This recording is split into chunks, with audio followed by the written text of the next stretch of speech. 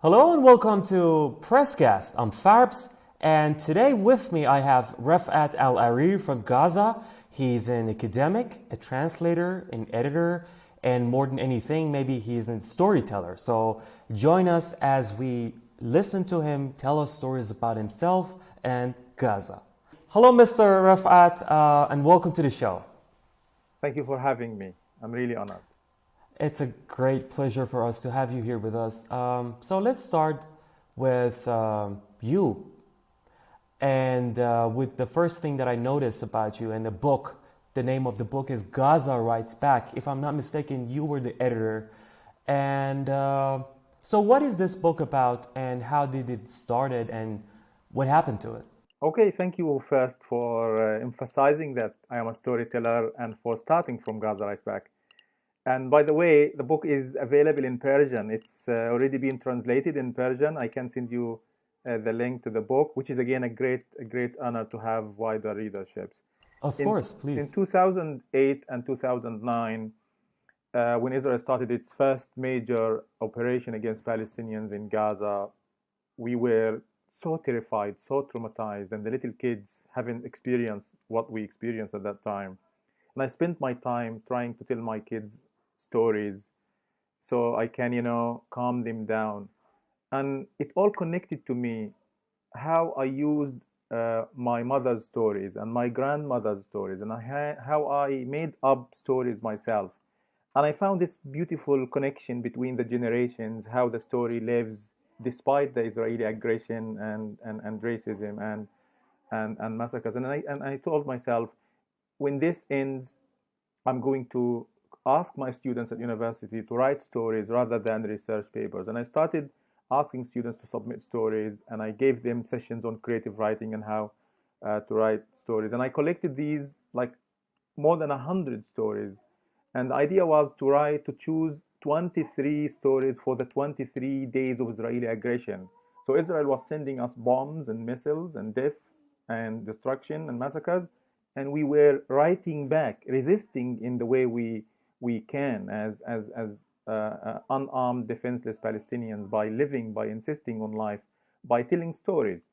And this is how the idea came about. The book was published in America, and it is translated into 7 languages: Persian, Bengali, Malaysian, Italian, Turkish, Arabic, and partly Japanese. And hopefully, there will be more stories to reach out to the world, to humanize. This is what's happening in Palestine. This is political, but it's also humanitarian. It's also human life. The story lives. Israel could kill the politics. Israel can fabricate, can lie. Israel can impact the mainstream media what to tell and how to tell the story about Palestine. But the story, the fiction, survives and breaks all the barriers of politics and race and religion and geography. But this is not the only book that you have worked on. There is another book called Gaza in Silence. Could you tell us a little bit about that In, book? yeah, and this is interesting, but it's also sad that uh, a lot of what we do comes to react to Israel's aggression in killing and silencing the Palestinian voices. The second book is called Gaza Unsilenced, which I co-edited with Layla Al-Haddad, a great Palestinian writer, and came soon after Israel's war in 2014. The idea was to showcase Palestinian voices, to amplify Palestinian voices, so people can listen to Palestinian issues from Palestinians rather than from white Europeans and journalists who are usually are not well read or well informed about the real plight of Palestinians as people who have been under occupation for and racism and apartheid for over 7 decades now.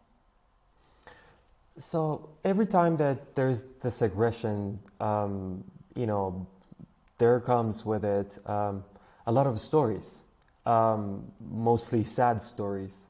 And, you know, our audience also know that just recently there was an 11th day of aggression against Gaza. And could you tell us, as a storyteller, could you tell us how things were? You know, because me, myself included, and the audience, all we hear is through the media, and the media does not show everything. Could you use this platform to tell us stories that maybe no media has ever told? Uh, we like long time ago, Palestinians, like there is a lot of change. There is a shift now. New York Times. I published a piece on New York Times, and everybody was like, "Oh my God, how is the New York Times publishing these Palestinian voices?" They try to create some kind of balance, but there's always bias against Palestinians. There is always an anti-Palestinian sentiment. So we basically depend on social media, which again Israel is influencing and pushing to censor Palestinian content. And yes, there are so many stories that can't be reported because they are tiny little stories. And I probably this is a secret. You're the first person to say this to. We already started collecting some of these stories, some of these testimonies, because we're planning to write and to again to write a book in a way to counter Israeli aggression and Israeli fabrications. You will hear stories, but what I have in mind this time is something unique to focus mainly on children and mothers. So, because those are the most vulnerable, and these are the victims Israel kills more. We speak about 250 people. We speak about 66 children, little children, some of them like just months old. We speak about 36 Palestinian women, some of them pregnant, who died with their unborn kids. So the idea is to I already published a post on a Facebook group, and I'll take this to Twitter to reach out wider audiences in Gaza, and ask for submissions like one-liners. For example, my daughter asked. We were watching live how Israel was planning to destroy one of the big buildings around, and the power went out. It was dark, and my little daughter said, "Mom, can Israel now destroy the building?" And look at how innocent and beautiful and cute she is. That she thinks that darkness can prevent Israeli massacres and more destruction. And there's this very moving. So most of them are like really sad and moving, and some of them are funny in a way that despite the destruction, there's always hope. Uh, One little kid asked my friend, "Mom, can Israel kill the moon?" you know and one friend tweeted that she heard her neighbor, they were evacuating because Israel wanted to bomb a house nearby, and the little kid was crying, and she said, "I want to go back home and get my shoes. I don't want to die barefoot." And it's like, oh my God, like this is heartbreaking. But there are always, like, there's so many of these stories. We try to collect them and show them to the world and see how Israel is deliberately and systematically trying to traumatize those vulnerable people. But there are, again, like I said, these interesting, how mothers are always mothers. Uh, Soon after the war, there was a call for, volunteers to go clean the roads and remove the rubble. And there is this one young lady who told her brother, "Hey, the municipality is asking for volunteers to clean the roads." And then her mom said, "Why don't you clean your room first?" And it was so funny. Everybody was laughing, and like how mothers will always be mothers. Like they will always try to teach you a lesson about, okay, you're trying to be this, do this to your room first before going out and volunteering and clearing. And there are hundreds of other stories that don't go out because mainstream media sadly wants us to be dead to tell our stories. But as Palestinians, we say no. We insist on life. We hope for freedom. And it's life that we are after. And we will tell stories of life, of hope. Very interesting. I mean, that's why you're a storyteller. So let's, just go back to the latest aggression against Gaza. I myself am really curious to know, what's Gaza like these days? Please enlighten us and my audience about Gaza. How big is Gaza? I mean, How many bombs have been dropped in Gaza? I mean, just tell us what's happening. Gaza is very small. I'm not sure what to compare it to, but it's around 365 kilometer. Uh, if you can drive from east to west in 30 minutes, and from north to south in an hour and a half. This is how small it is, but it's very crowded because of How how many Israel is people? besieging us. There are over 2 million people, over Wow. 2 million, most of whom are children. So the question of what's going on right now in Gaza, what do you expect after 11 days of non-stop bombardment of Israel, of thousands and thousands, literally over 2,000 bombs and missiles? And when we speak about a missile, an American-made missile, we speak about half a ton, a quarter of a ton dropped on homes, on roads. Israel, like always did, but this time more systematically targeted Palestinian infrastructure, the roads, the electricity lines, the water pipes, the sewage, the internet access points. Israel targeted deliberately and systematically Palestinian economy. 15 of Gaza's biggest factories were destroyed. When you see the media building fall down, this media building houses, I would say, dozens and dozens of small businesses and startups. What does this mean? It means unemployment. Unemployment is already at 50% because of Israel. But now we speak about more people getting unemployed and more people losing their jobs and more people losing their sources of income. And it means more poverty and more hungry children. But despite that, we try to go on, to continue. We try to, So, yeah, I'm sorry to jump no, in. go on. So, my point was, when Gaza is that small and that, crowded, most of it should consist of residential areas. And every bomb that drops, it has a chance of, hitting a house.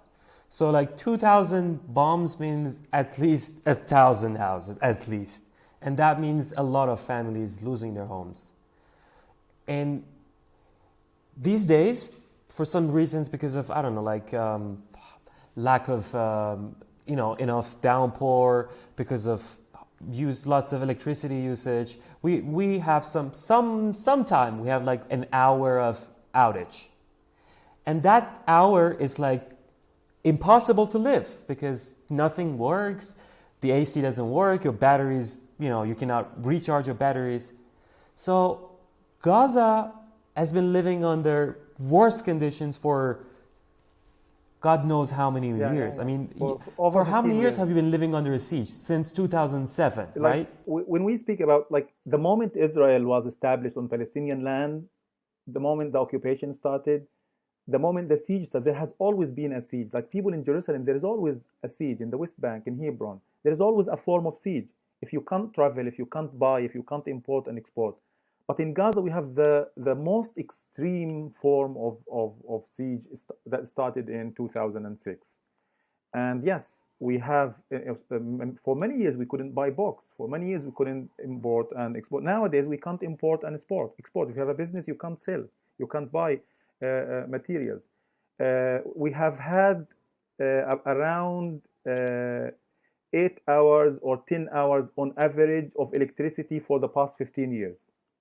And nowadays we only have like 5 hours, 4 hours if we are lucky. And if you don't have electricity, like you said, you can't study, you can't do your research, you can't be online, you can't tweet, you can't do your work, you can't charge your batteries. You need to be dependent more on batteries and generators, but uh, uh, for how long? And that's why the cameras are on Palestinians when they die en masse in groups. Uh, but once the bombs stop falling, people look away. But like somebody tweeted saying that in a ceasefire, Palestinians cease and Israel fires because Israel continues to break and violate the siege, continues to shoot at Palestinian farmers, continues to shoot at Palestinian fishermen, continues to besiege Gaza, continues to prevent the basic human rights for Palestinians. So the violations, the aggression the occupation, they are still there here. It's so sad. I have used this example before. I want to use it again because it really means something to me. If you remember, a couple of months ago, there was a huge explosion in Beirut, right? And I had this foreign reporter friend of mine who, at the time, used to live there, and they had a family with 2 kids, European kids, all right? And then they lived far away from the site of the explosion. And when that happened, he kept talking to me for weeks about the trauma that his children had to go through, and then they finally moved out. So when this last time this was happening to Gaza, I was thinking, what happens to the children of Gaza? Where do they go after that? Yeah, thank you. So This is a very important point because the war, the Nakba, the catastrophe that started in 1948 never ended, and the war never ends. But this idea of the war never ends is a white man's idea because they go to the Middle East, around the world, Africa, Asia, and kill people, and then they go home. Oh, I'm traumatized. But this is the real thing here, the real deal. That the kids are traumatized. The kids can't cope up with this, can't live with this. Like we have had like the worst possible days of our lives with the kids, because like there's you can't imagine how evil Israel is unless you come and live in, especially in Gaza, in Jerusalem, where you have to be evacuated, kicked out. For example, Israel would bomb non-stop, 24 hours, but the campaign of bombings increases and escalates at night. Why? Because this is the time kids sleep. This is the time elderly people, sick people sleep. And every night the kids would wake up in horror, in sheer horror, screaming and shrieking. And imagine yourself unable to, the little kid was, my daughter was, wanted to go to the kitchen during the attacks at night, and she was afraid. She didn't want to go and get a glass of water. And uh, also the other day, my other daughter was terrified because somebody slammed the door. Bringing all these trauma and traumas over traumas over traumas. So with this, we try to cope. We try to play with them. We try to have fun, to distract them. But whatever you do, if you want to take them out, there's always a house here, here or there destroyed. The road here or there is destroyed. So the trauma is doesn't stop, and the kids are hit the hardest by Israeli terror. So, when you mentioned you try to have fun with the story, try to just, make it, you know, uh, you explain it to us in further. How do it's even for me when I think about it, it is really, really hard to have kids in this situation, to tell them what's really happening because they're innocent. So, how do you deal with these issues? How do you talk to your kids? It's not easy. It's not the easiest thing to do because I say to many journalists talking to me is like, we don't want this. We are in a battle. We are soldiers in a battle imposed upon us by Israel. We want this to end peacefully without violence. But Israel is using the violence. The existence of the occupation is the violence. We want our kids to just care about their toys and to fight, the peer pressure and the kids fighting over what toys, who uses the mobile phone, what channel to play with. But the kids are terrified. Two of my relatives had their homes destroyed in last week, and these families have little kids who are friends with my own kids. And the first thing they did, they told my wife, like, hey, Mom, you can give so and so some of our toys and our clothes. And this is moving because, yes, we want the kids to be selfless, to be giving and loving and helpful, but in different circumstances, in ways where they can share the piece of pizza, for example, or some candy here or there. So what we try to do here as Palestinians is try to emphasize hope. emphasize that there will always be an end to aggression, that occupations around the world have ended, and oppressed, brutalized people have always prevailed at the end of the day. It could take years, it could take decades, but justice will prevail and hope will prevail. We try to do this to our kids. And again, I say this is not the easiest thing. Like there is a report here. There is an infographic that talks about 50% of kids in Gaza expressing no will to live. How is that? How is that acceptable? Is it because we are Palestinians? Is it because we are not Jewish, not white, no green eyes, no blonde hair? Because the world is allowing this. The world is paying America, and especially America is paying Israel to kill us, to bomb us. This is unacceptable. If you want to end this, the injustice, the cause of injustice, the root cause of evil, which is the occupation, has to end. So, right now, Gaza is in ceasefire like it was before. And ceasefire does not mean there shouldn't be a war anytime soon. You know, living in a constant fear of war could be devastating to the future of children. So when you say 50% of the children, that have lost their will to live, it's pretty much understandable and very sad for us who are living with this reality and doing nothing about it. So these days there are reports about Gaza being the worst place for children to be in right now. And honestly, it's a really saddening story for every human being who at least has seen a child up close, or, they shouldn't be the victims. If you and I have problems, we shouldn't settle it through our children. So what is the future like? How do you see the future? You just said it, like the expectation that there could be something, another aggression in the horizon is horrifying in itself. I have friends who tweeted about this openly, who said, I'm not going to marry, I'm not going to have kids. Because what world am I living in that allows this to happen to kids? I know people whose small businesses and startups were destroyed and were rebuilt and destroyed again. And many of those people want to leave because they see no future. And sadly, mainstream media will always speak about time of quiet. In the time of quiet between 2014 and 2021, Israel killed about 400 Palestinians in Gaza. So in a time of quiet, Palestinians die, and Israel continues to oppress, continues to kill, to snipe Palestinians, to kill farmers and fishermen and little kids. And when you understand, like you said, something very significant here, we can sort this out ourselves. And I usually tweet about this, and I'm proud of this.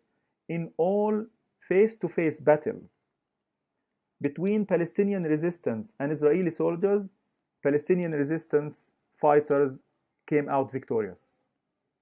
Like, look at all the operations, attacks against Israeli military outposts. Always Palestinian. There are videos of these. Some of these were videotaped, showing Israeli soldiers heavily armed, equipped, protected, screaming and squealing because of the Palestinian fighters. And Israel knows this. And that's why they kill the children and they kill the women and they destroy. They are punishing Palestinians because some of those Palestinians stand and fight bravely this oppression. So yeah, it's the saddest thing is to have a child live in these circumstances, and it's horrible. It's horrible. Let's zoom out a little bit and look at the political aspects of the issue.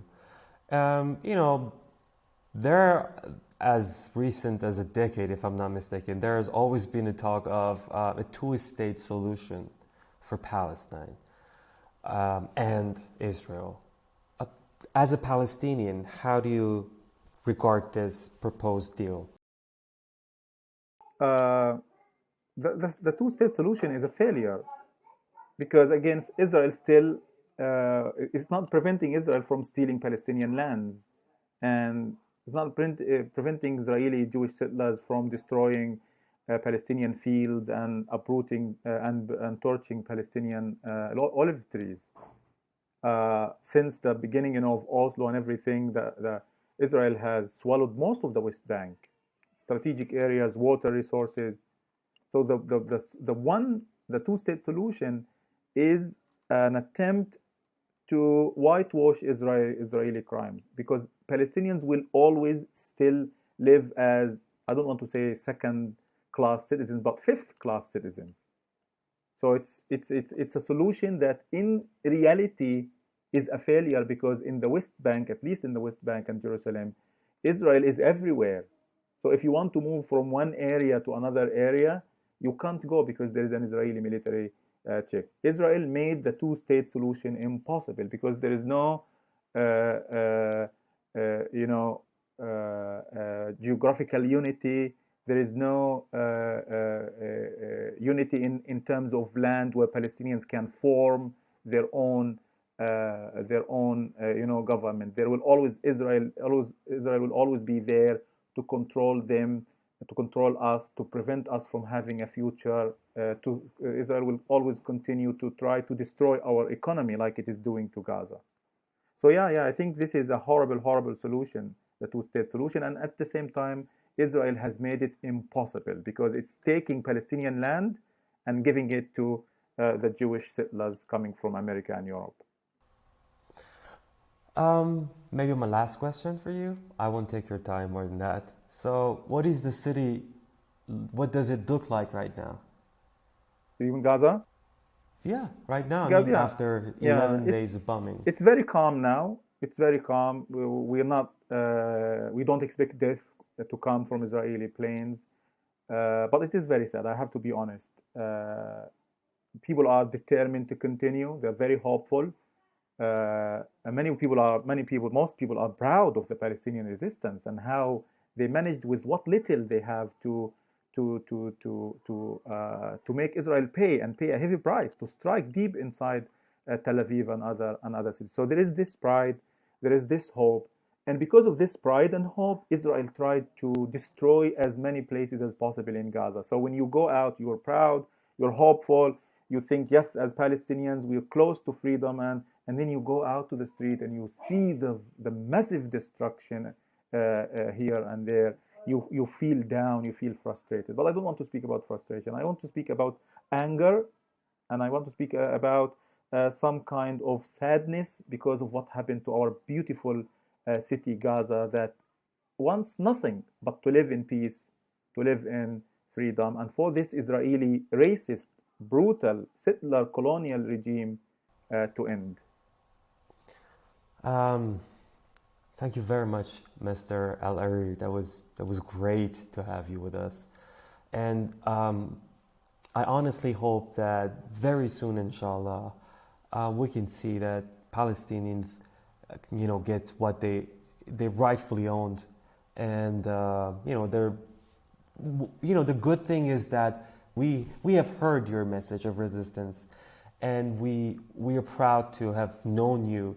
And we have seen your fight against Israel, and we cherish that.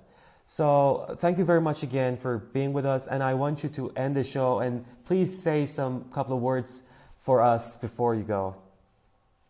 I'd like to thank you for having me. And I always send all my greetings and love to people around the world, especially people who support Palestinians and stand with the Palestinian struggle, people in around the world, Palestinians and not Palestinians, Muslims and non-Muslims. Thank you for standing with Palestinians, and thank you for supporting Palestine. And hopefully we'll meet in a free Palestine.